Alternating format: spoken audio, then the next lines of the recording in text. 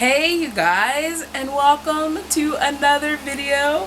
I'm going steady and strong with this video everyday thing, especially since this week of wrap-ups is going to be the last time I post probably for a while. I actually have to insert like a hashtag a year on TBR somewhere within that and a wrap-up. And besides that, I'll take a break, right? So if you guys haven't seen many of my previous videos that I did for this month where I participated in Vlogmas and then did video every day, I made a playlist of all the videos, so go ahead and enjoy. I just figured a playlist was more tidier. And then of course I'm here to do my April, May, and June wrap up. I read a lot more books. This video is going to be quite longer, but for some I won't be going into much detail because like Agatha Christie was basically like my 5-star reads that I picked up because I knew I was going to love them and I wasn't reading much, so read what you love. So in April I read 3 books, and the first one was Hemlock Grove by Brian McCreevy. Sorry, I was looking for where I put it. I love this book. The writing, the characters, the words, just the exploration of these characters, this town, these relationships. It was all so fantastic.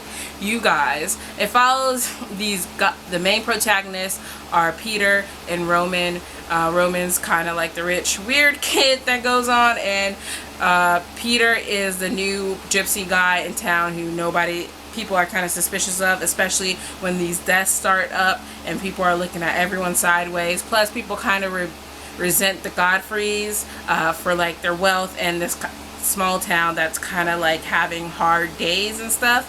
And then we get scatterings of other people's point of views and their personalities, and I believe you can just see everyone's like motivations like somewhat clearly and who they are as a people and what makes them tick. And it's just also intriguing. And plus, as you guys can see, a lot of people know, maybe you guys have seen the Netflix show. I saw the first season, and that's when I decided that I couldn't watch any other show. Like, I put off watching the other ones when they came out because I wanted to read the book, and I am so glad I did because it definitely answered some questions that I had, and I probably would have had even more questions after if I saw the second and third season, because this book, like, it answers some questions that happened in the first season, but this is basically what I feel like is the first season. Like, I'm not sure like how they're gonna go on from there, and I really like the prequel comic book that I read that was to this, so maybe hopefully he'll write more in this world one day and I can have it in print, because I just think he is a fantastic writer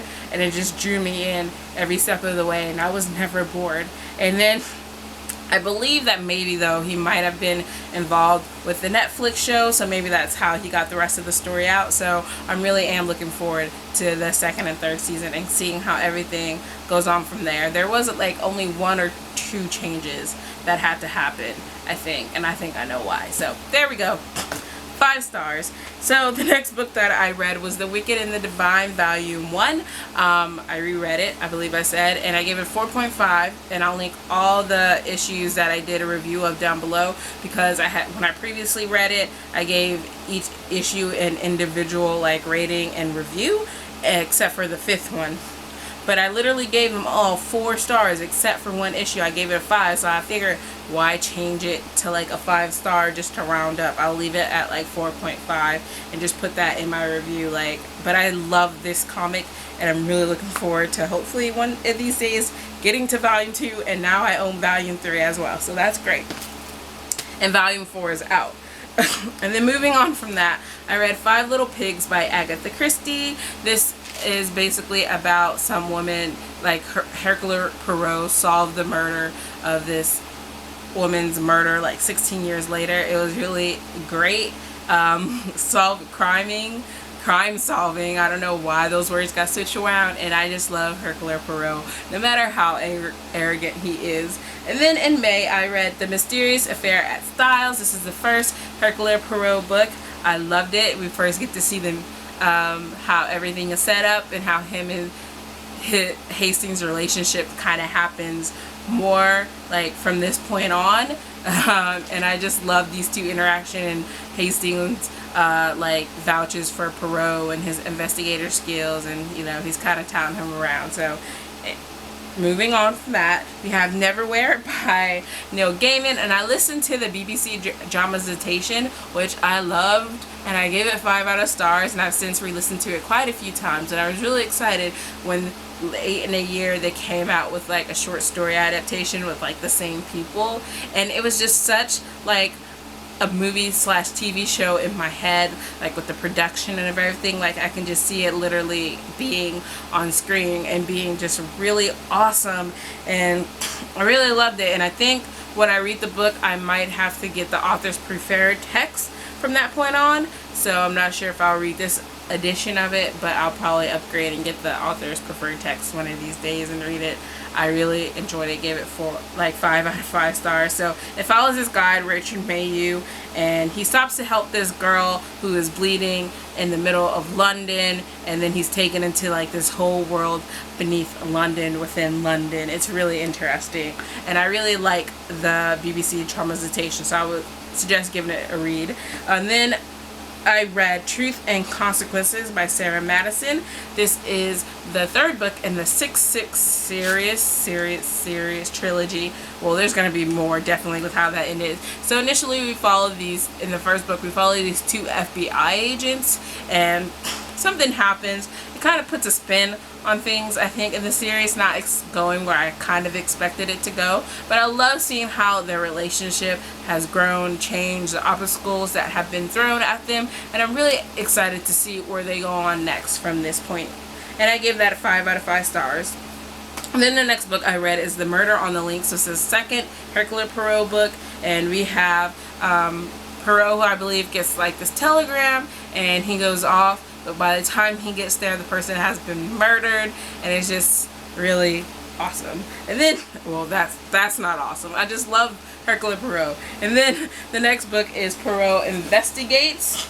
I had given away most of my Agatha Christie books, but this is the one I knew they didn't have at the library, so I had kept it, and plus I was already reading it and tabbing it, and I just love it. It's amazing, and we get to even see more of Hercule Poirot and Hastings' relationship, and I just love those two. They just have like this cranky bromance, mean girl thing going on between the two of them, and I just love their interactions. I just love them. And yeah, so again, 5 out of 5 stars. And then the next thing I read was Salt by Nair Waheed, and it was a poetry book, and I gave it 5 out of 5 stars. It was just really nice. After all that, I just read this nice, short, simple, but yet hits home to the matter type of poetry book. And I have a sample. Let's hope I can read my own handwriting. Cruel mothers are still mothers. They make us wars. They make us revolution. They teach us the truth early. Mothers are human who sometimes give birth to their pain instead of children. Yeah, deep, right? And then, if no one has ever told you your freedom is more important than their anger. Loved it. So the next thing I read was The Murder of Roger Ackroyd, and that one was a good one, another 5 out of 5 stars. And then I read Bone by Daley-Ward, and I'm not gonna lie, I messed up on some of these names, and I will continue to do so. I gave that one 4 out of 5 stars. It was another poetry book. And then I gave Najima by Nair Waheed, who did The Salt. I gave this one 2 stars. It wasn't that great.